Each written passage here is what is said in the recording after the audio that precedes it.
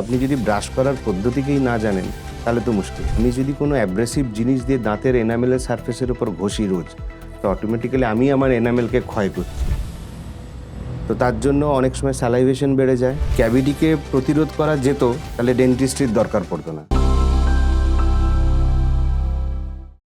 নমস্কার, প্রেসক্রিপশনে আপনাদের সকলকে জানাই স্বাগত। কথায় বলে দাঁত থাকতে দাঁতের মর্যাদা দেওয়া উচিত, আর ঠিক এই বিষয়ে আমাদের সঠিকভাবে অবগত করতে আজ স্টুডিওয় উপস্থিত আছেন বিশিষ্ট চিকিৎসক কৌশিক রায়। নমস্কার ডাক্তারবাবু। আচ্ছা, এই যে দাঁত থাকতে দাঁতের মর্যাদা দেওয়া উচিত, এটা আমরা সবাই শুনেছি, কিন্তু মানুষ কি সত্যি এটা মানে আপনার কাছে তো অনেক পেশেন্ট আসে, তো সামান্য সমস্যা হলেই কি সবাই ডেন্টিস্টের কাছে চলে যায়, নাকি যতক্ষণ না সেটা একটা বিরাট রূপ ধারণ করছে ততক্ষণ মানুষ যেতে চায় না? কোনটা? খুব কম সংখ্যক মানুষ আছেন যারা মানে দাঁতের একটা পিরিয়ডিক্যাল চেক আপের জন্য আসেন। বেশিরভাগ মানুষই আসেন যখন সমস্যা ক্রমাগত বাড়তে থাকে এবং যন্ত্রণার অবসান হচ্ছে না, সেই সময় ডক্টরের কাছে এসে পৌঁছায়। মানে প্রথম দিকে সামান্য কিছু থাকলে, এই যে আমাদের একটা রুটিন চেক আপ আমরা কোনোদিনই তার মানে কেউ দাঁত নিয়ে করে না। খুবই কম, সেটা খুব খুবই কম কম। কম সংখ্যক। আচ্ছা আচ্ছা, আমাদের যদি ডেইলি ভাবি যে আমাদের দাঁতকে সুস্থ রাখবো, ভালো রাখবো, তাহলে কি ধরনের পরিচর্যার প্রয়োজন? প্রথম যেটি দরকার সেটা হচ্ছে আপনাকে দুবেলা ব্রাশ করা উচিত। হুম। প্রথম আপনার সকালে ঘুম থেকে উঠে ব্রেকফাস্টের পরে এবং রাত্রেবেলা ডিনারের পরে ব্রাশ করা উচিত। ডেন্টাল ফ্লস ইউজ করা উচিত এবং মাউথওয়াশ ইউজ করা উচিত। এইগুলো ছাড়াও 6 মাস ছাড়া ডেন্টিস্টের কাছে ভিজিট করা উচিত, এটা দেখার জন্য যে আপনার কোনো সমস্যা হচ্ছে কি হচ্ছে না।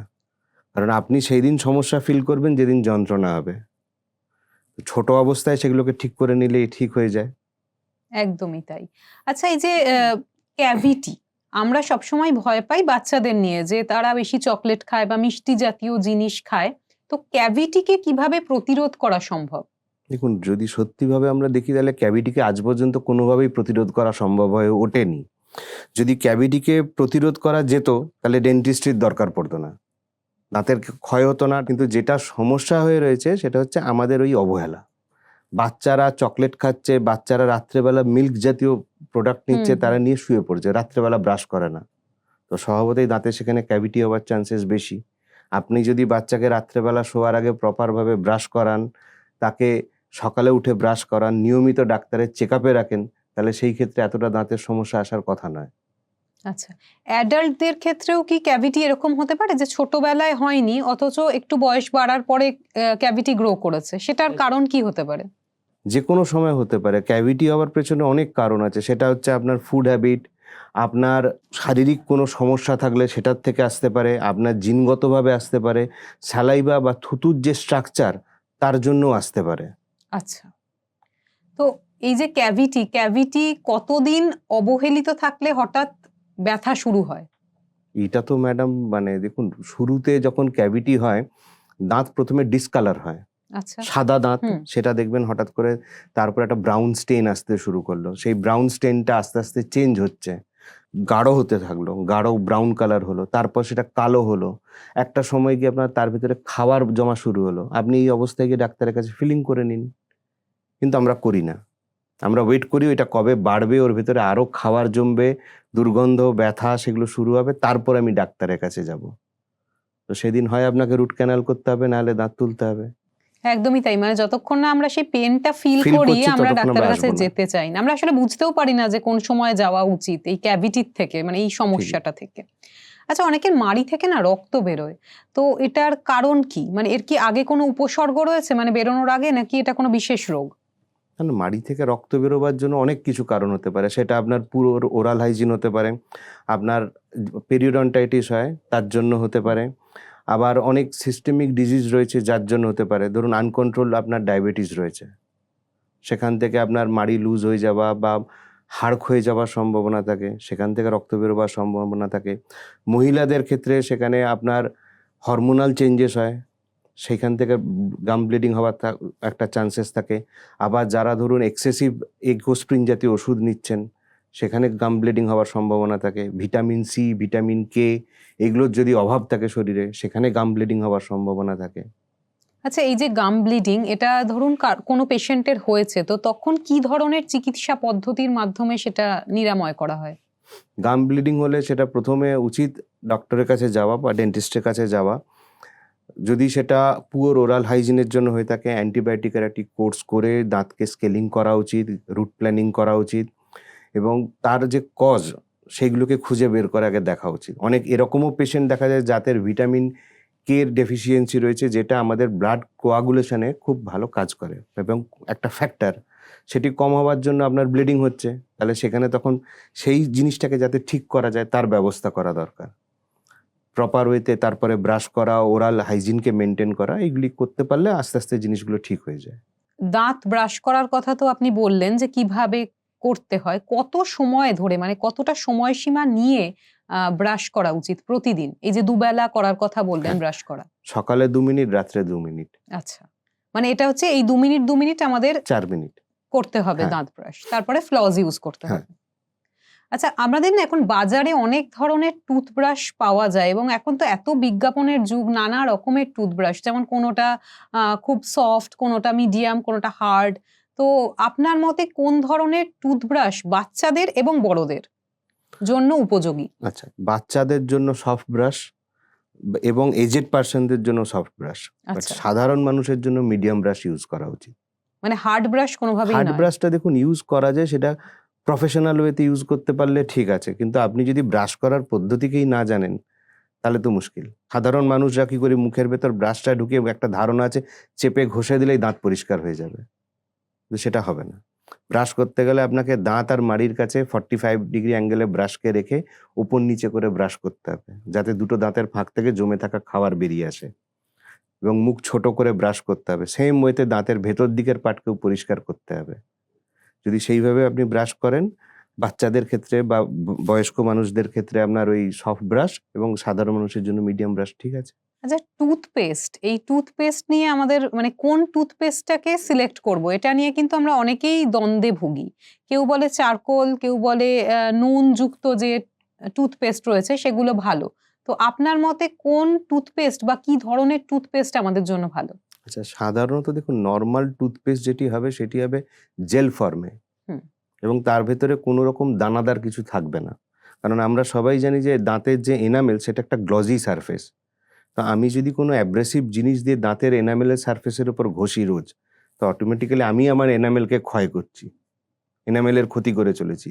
সেই কারণে আপনার পেস্ট সবসময় একটি মানে ক্রিম ফর্মে হবে এবং বা জেল ফর্মে হবে এবং তার ভেতরে কোনো দানাদার কিছু থাকবে না। এই যে আপনি নুনের কথা বললেন, নুন থাকার জন্য কি হয়, অনেক সময় মুখের ভেতরের পিএইচ লেভেল চেঞ্জ হয়ে যাচ্ছে। তো তার জন্য অনেক সময় স্যালাইভেশন বেড়ে যায় এবং দাঁতের ফাঁক থেকে যে ছোট ছোট খাবারের পার্টিকেলস রয়েছে সেগুলো সেলফ ক্লিনজিং হওয়ার একটা চান্সেস থাকে। আবার উল্টো দিকে যদি আপনি এই চারকোল দেওয়া পেস্ট দেখেন, সেটি দানাদার পেস্ট হবে। আমি আপনাকে যেটি বললাম যে বারবার যদি আমি একটি দানাদার জিনিস আমার এনামেলের উপর ঘষি, এনামেলের উপর কিন্তু স্ক্র্যাচেস আসবে। হ্যাঁ, অবশ্যই এই চারকোল পেস্টের জন্য মাইল্ড কোনো স্টেন থাকলে সেটা হয়তো সরে যাবে, কিন্তু লং টার্ম ইউজের জন্য কিন্তু খারাপই হবে আপনার দাঁত। এখন না মার্কেটে আমরা অনেকে হোয়াইটেনিং পেস্ট, এইটার খুব চল, এবং আমরা দেখেছি যে 7 দিনে হোয়াইটেনিং বা 2 ডেজে ভিজিবল হোয়াইটেনিং, এই ধরনের পেস্ট কি ব্যবহার করা যেতে পারে? প্রথমত দেখুন, এটি একটি বিজ্ঞাপন চমক। তার কারণ হচ্ছে আপনার দাঁতে স্টেন রয়েছে, সেই স্টেনটা সরল না বা প্লাক ফর্মেশন প্রচুর হয়েছে, সেইগুলো সরল না এবং আপনি রোজ পেস্টগুলোকে ইউজ করে চলেছেন, সে তো কাজ করবে না। ওই সাময়িক একটা 10 মিনিটের এফেক্ট আসবে, তারপর আর কিছু নেই। কিন্তু যদি আপনি প্রপার স্কেলিং করার পর বা তারকে পরিষ্কার ব্রাশ এগুলো মেনটেন করে তারপরে এই পেস্ট ইউজ করেন, তাহলে সাময়িক কিছু রেজাল্ট আসে। তবে হ্যাঁ, দাঁতে ব্লিচ করা যায়, আজকের দিনে দাঁতে ব্লিচ করা সম্ভব। সেটি বাড়িতে থেকেও করা যায়, ডাক্তারের চেম্বারে বসেও করা যায়। কদাচিৎ করলেন ঠিক আছে, কিন্তু বারবার ব্লিচ করলেই এগেন দাঁতের আপনার এনামেলের ক্ষয় হওয়ার একটা সম্ভাবনা থাকবে। এই যে এনামেল নিয়ে এখন কথা বললেন, দাঁতের এনামেলকে ভালো রাখার জন্য আমাদের সাধারণ মানুষের কি কি করণীয়? ওই আবার একই কথা বলবো ম্যাডাম, ব্যালেন্স ডায়েট খাওয়া উচিত। স্টিকি জাতীয় ফুড বা কোল্ড ড্রিঙ্কস জাতীয় জিনিস এগুলোকে অ্যাভয়েড করা উচিত। দুবেলা ব্রাশ করা উচিত, যেভাবে আপনাকে আমি বললাম ব্রাশ করা উচিত, এবং আপনার পেস্ট সিলেকশন করাটা খুব জরুরি। আপনি কি ধরনের পেস্ট ইউজ করছেন, তো সেইটাকে সিলেক্ট করা খুব জরুরি। আজকের দিনে আমার দেশে কোয়ালিটি কন্ট্রোল হয় না, তো যে যার মতো করে একটি পেস্ট তৈরি করে, মার্কেটে সেটাই চলে। কিন্তু যদি দেখা যায় টেক্সট বুক হিসাবে আপনার পেস্ট যদি মসৃণ হয়, তাহলে আপনার দাঁত কিন্তু ভালো থাকবে। এবং মানুষকেও সচেতন হতে হবে, মানুষকে ডাক্তারের কাছে যেতে হবে 6 মাস ছাড়া। আমাদের আজকে 2026-এ দাঁড়িয়ে এটা ভাবতে হয় যে দাঁত মানে কিছু হয়েছে, দাঁতটাকে তুলে ফেলো। সেটাকে তো বাঁচানোও যেতে পারে। সেই কনসেপ্টটাকে অ্যাকসেপ্ট করতে শিখতে হবে। একদমই তাই। আর আমরা না হঠাৎ দাঁতে ব্যথা হচ্ছে, কখনো, কখনো দেখা যায় যে নিচের পার্টে ব্যথা হচ্ছে দাঁতের। তো যে পেশেন্ট সে গিয়ে বলছে নিচের পার্টে ব্যথা হচ্ছে। তো এক্ষেত্রে অনেক সময় রেফার্ড পেইন দেখা যায়। তো এই রেফার্ড পেইনটা কি? দেখুন, আপনার তো সবার সাথে সবাই জুড়ে রয়েছে নার্ভ দিয়ে। এটা হুম। উপরবালার সৃষ্টি। এখন এক জায়গায় ব্যথা হলে তার সাময়িক মানে কাছাকাছি যা রয়েছে সেখানে উল্টো দিকেও ব্যথা হতে পারে। এরকম আমাদের কাছে প্রচুর পেশেন্ট আসেন, তারা এসে বলে আমার নিচের দাঁতে ব্যথা হচ্ছে। কিন্তু দেখা যায় ব্যথার অরিজিন হচ্ছে তার উপরের দাঁত। উপরের দাঁতটি খারাপ এবং গ্র্যাভিটির জন্য এটি আপনি ফিল করেন আমার উল্টো দিকে ব্যথা হচ্ছে, নিচের দিকে ব্যথা হচ্ছে। কিন্তু দেখা গেল উপরের জায়গায় হয়েছে ব্যথাটা। মানে সেখান থেকে শুরু হয়েছে। সেটা তো দেখুন, আপনি ডেন্টিস্টের কাছে না গেলে বুঝবেন না। সেটা ডেন্টিস্টের কাজ, তিনি খুঁজে বার করে দেবেন যে আপনার ব্যথার অরিজিন কোথা থেকে হচ্ছে। আমরা যেকোনো চিকিৎসার ক্ষেত্রে দেখি যে আমরা চেক করেন। চিকিৎসকরা চেক করেন যে কি হয়েছে। টেস্টের মাধ্যমে বিভিন্ন এক্স-রেজ আছে। তো দাঁতের ক্ষেত্রেও কি এই ধরনের ব্লাড টেস্ট বা এক্স-রেজ এগুলো করানো হয়? হ্যাঁ, অবশ্যই। দাঁতের ক্ষেত্রে তো ব্লাড টেস্ট হয় না, দাঁতের ক্ষেত্রে এক্স-রে হয়। আচ্ছা। দাঁতের ক্ষেত্রে আপনার সিবিসিটি স্ক্যান করা হয়। দাঁতের বিভিন্ন ধরনের এক্স-রে করতে হয়। তার ফলে জানা যায় যে দাঁতের সমস্যা কি, সেগুলো জানা যায় আজকের দিনে। আমরা না অনেকের দেখেছি মুখে খুব ব্যাড ব্রেথ বা দুর্গন্ধ এবং এটা তাদের ১২ মাস এবং এই সমস্যা থেকে অনেক কিছু মাউথ ওয়াশ দিয়ে বা অনেকে স্প্রে ইউজ করে, কিন্তু সেটা অনেকের ক্ষেত্রে সেটা সম্পূর্ণভাবে নিরাময় হয় না। এটার কারণ কি হতে পারে? প্রথম কারণ হচ্ছে পুয়ার ওরাল হাইজিন। আচ্ছা। এরকম আজকের দিনেও দেখবেন, যদি আপনি একটু সার্ভে করে দেখেন, খুব কম সংখ্যক মানুষ পাবেন যারা দুবেলা ব্রাশ করে। সকালে যেটা খেলাম বা সারাদিন যা খেলাম, পরের দিন সকালে আমি সেটাকে ধুচ্ছি, ধুয়ে পরিষ্কার করছি। হুম। স্বভাবতই সেটা আমার মুখের ভেতরে পচছে খাবারগুলো, সেখান থেকে দুর্গন্ধ হয়। এছাড়া ধরুন আপনার এক্সেসিভ ব্লাড সুগার আছে, আনকন্ট্রোল ব্লাড সুগার রয়েছে, হুম। বা আপনার সাইনাস ইনফেকশন রয়েছে, বা আপনার ব্লাড প্রেশার রয়েছে। তো সেই সব কারণের জন্য আপনার মাড়ি খারাপ হচ্ছে, সেখান থেকেও আপনার মুখে দুর্গন্ধ হওয়ার চান্সেস থাকে। আচ্ছা। আমরা এই ক্ষেত্রে এই যে মুখে দুর্গন্ধ হচ্ছে এবং এটা কোনোভাবেই সেটাকে সরাতে পারছেন না বা চেষ্টা করেও এটা নিরাময় সম্ভব হচ্ছে না। সেই সময় আপনাদের ট্রিটমেন্ট মানে ডেন্টিস্টরা কি ধরনের ট্রিটমেন্ট রেফার করেন? ডেন্টিস্ট, প্রথম তো আপনাকে ডেন্টিস্টের কাছে যেতে হবে যথাসময়ে। এবার একদমই। আসবার পরে যেটি করণীয় সেটা হচ্ছে, যদি তাকে স্কেলিং করা যায় হুম, সঙ্গে সঙ্গে, হুম। তাহলে স্কেলিং করা, রুট প্ল্যানিং করা, বা তাকে কোনো অ্যান্টিবায়োটিক কোর্স, মাউথ ওয়াশ এগুলো ইউজ করবার পরে তাকে এগেইন স্কেলিং করা, এই রুট প্ল্যানিং করা, সাথে কারো কারো ক্ষেত্রে দরকার পড়লে গাম সার্জারির দরকার পড়ে, সেগুলি করার দরকার পড়ে। এবং আপনাকে dentist recommended toothpaste, mouth wash সেগুলো ইউজ করা উচিত, তাতে এগুলো আচ্ছা। ঠিক হয়ে যায়। আচ্ছা। আমরা এই দাঁত সম্পর্কিত আলোচনা নিয়ে আবারও ফিরছি, কিন্তু তার আগে নিয়ে নিচ্ছি ছোট্ট একটা বিরতি। বিরতির পর ফিরে আসছি, সঙ্গে থাকুন। ফিরে এলাম বিরতির পর। আমরা রয়েছি প্রেসক্রিপশনে, শুনছি দাঁতের যত্ন কিভাবে নেওয়া উচিত, আর আমাদের সঙ্গে রয়েছেন ডেন্টিস্ট কৌশিক রায়। আচ্ছা ডাক্তারবাবু, বাচ্চাদের তো প্রথমে দুধের দাঁত থাকে, তো সেই সময় আমরা অনেকেই ভাবি, মানে গুরুজনরা ভাবেন যে এই দাঁত তো পড়েই যাবে, এটার অত যত্ন নিয়ে কোনো লাভ নেই। তো এটা কতটা ভুল? পুরোটাই ভুল। কারণ আপনি একটা ছোট্ট জিনিসকে ভেবে দেখুন, একজন প্রাপ্তবয়স্ক মানুষ যে কষ্টটা সহ্য করতে পারবে, একটি ছোট বাচ্চা তো সেটা পারবে না। এবং আমরা বাচ্চাদেরকে রেগুলারলি তাদেরকে রাত্রেবেলা শোয়ার আগে দুধ খেতে হবে, দুধ হুম। খাইয়ে দিচ্ছি, ঘুম পাড়িয়ে দিচ্ছি। তাহলে সামান্য ২ মিনিট খরচ করে ব্রাশটা করাই না কেন? তাকে ভ্যাকসিন দেওয়ার জন্য ডক্টরের কাছে নিয়ে যাচ্ছি, তার ডেন্টাল চেকআপটা করি না কেন? এই সামান্য ২-৩টে ছোট, ছোট জিনিস ঠিক করলেই তো বাচ্চাটার দাঁতগুলো ঠিক হয়ে যায়।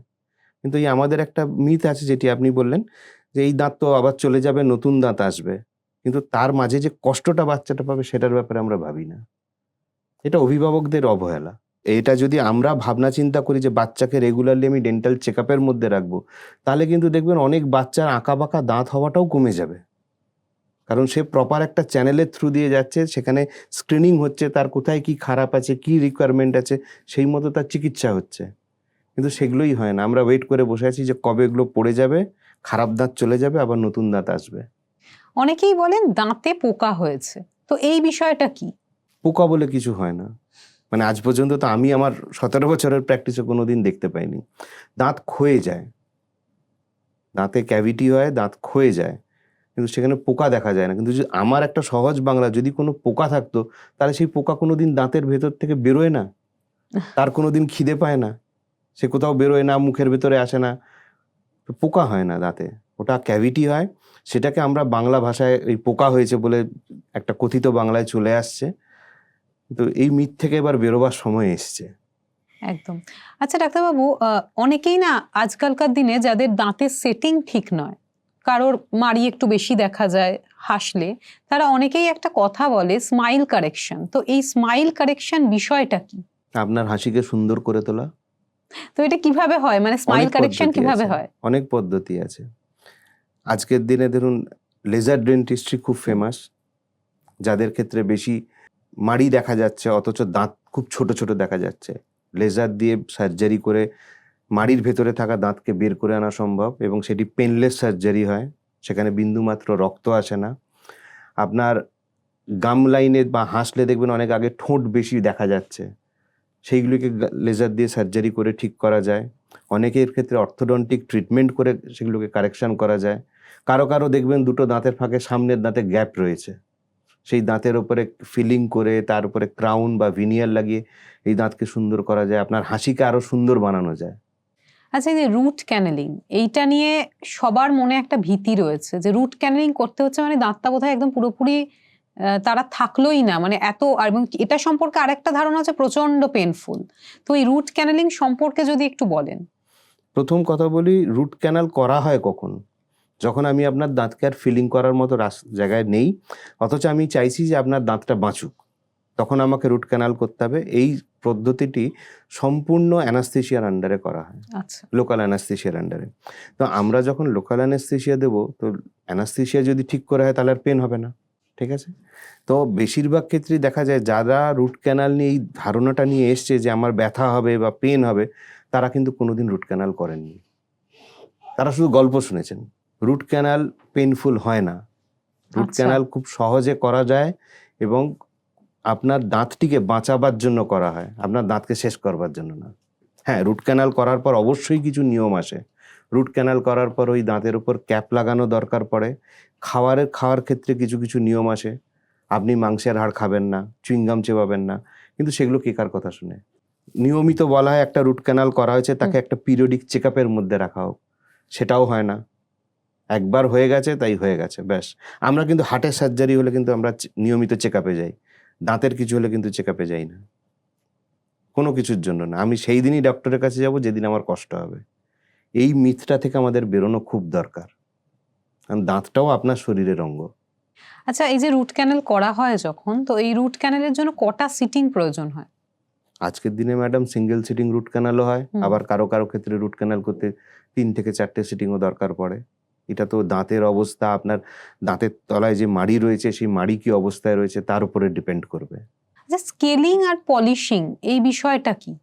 আপনি অনেককেই দেখে থাকবেন দাঁতে খাবারের একটা ছোপ পড়ে, কালো কালো ছোপ পড়ে, বা যারা পান মশলা পান খান তাদের দাঁতেও কিছু ছোপ থাকে।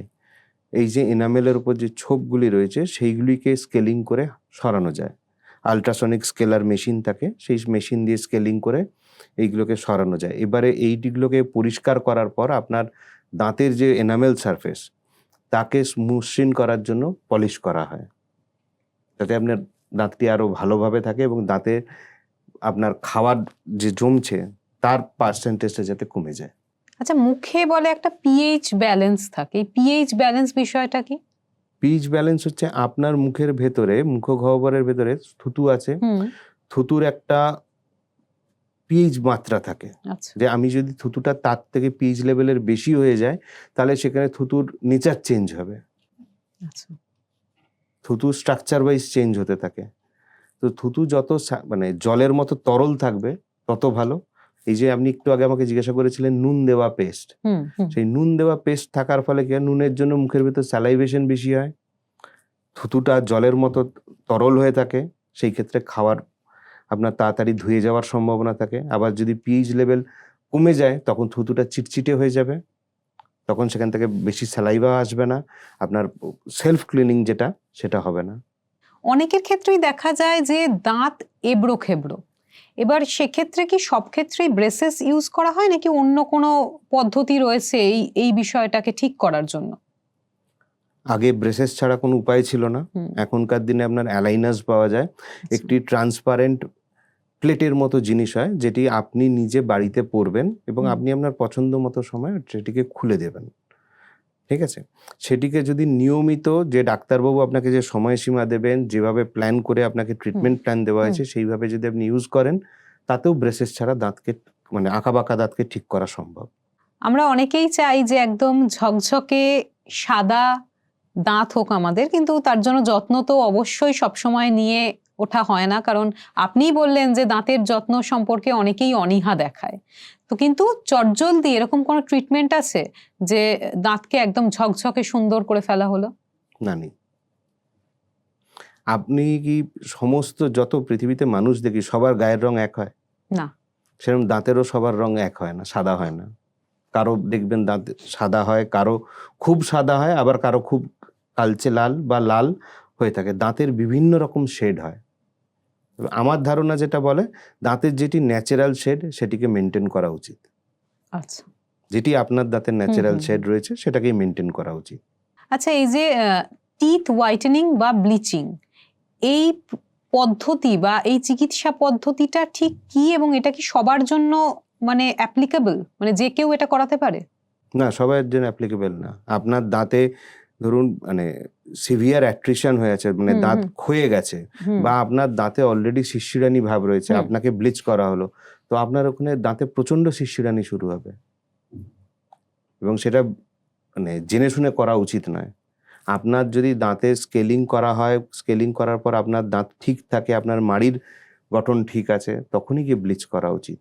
সেনসিটিভ, অনেকে বলে সেনসিটিভিটি রয়েছে, তো এমন মানুষ কি আছে যে সবসময় মানে 12 মাস তার সেনসিটিভিটি রয়েছে এবং চিকিৎসা করেও এটা যাচ্ছে না? মানে কেউ কেউ পুরো সেনসিটিভ, মানে আমাদের যেমন বলে সেনসিটিভ স্কিন, তো সেনসিটিভ টিথ এরকম বলে কোনো কনসেপ্ট আছে কি? খুব কম সংখ্যক মানুষের ক্ষেত্রে পাওয়া যায়, খুব আচ্ছা। কম সংখ্যক মানুষের।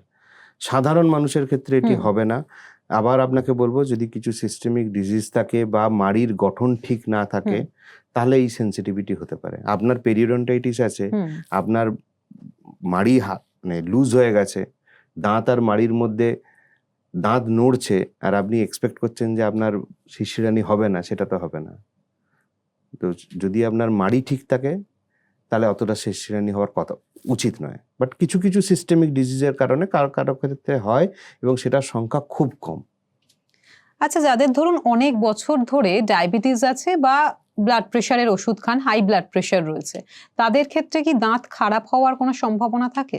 তাদের দাঁতের থেকেও বেশি মাড়ি খারাপ হওয়ার সম্ভাবনা বেশি। আচ্ছা। কারণ সুগার থাকলে, আনকন্ট্রোল সুগার বা এক্সেসিভ বিপি যদি থেকে থাকে, তো সেখানে আপনার মাড়ি লুজ হয়ে যাওয়ার সম্ভাবনা থাকে, হাড় ক্ষয়ে যাওয়ার সম্ভাবনা থাকে, এবং সেখান থেকে যখন হাড় ক্ষইবে তো স্বভাবতই দুটো দাঁতের পক্ষে মাঝে স্পেস আসলো, সেখানে খাবার জমবে। আমি আপনাকে আগেও বলেছিলাম বেশিরভাগ মানুষ দুবেলা ব্রাশ করেন না। তো আমি যদি সেই দাঁতের ফাঁকে খাবার জমিয়ে রাখি, সেখান থেকে ক্যাভিটি হওয়ার চান্সেস হবেই। আপনাকে জিজ্ঞেস করব, যে আমরা সবাই বলি যে শরীরের জন্য এটা খাওয়া উচিত, এটা খাওয়া উচিত না, এরকম একটা তালিকা আমাদের মোটামুটি সবারই জানা যে কোনটা খাওয়া উচিত কোনটা উচিত না। তা সত্ত্বেও আমরা মাঝে মাঝে সেগুলো অনুচিত খাবারগুলোও খেয়ে ফেলি। দাঁত ভালো রাখতে 5টা এমন খাবার বলুন যেটা একদমই এড়িয়ে যাওয়া উচিত।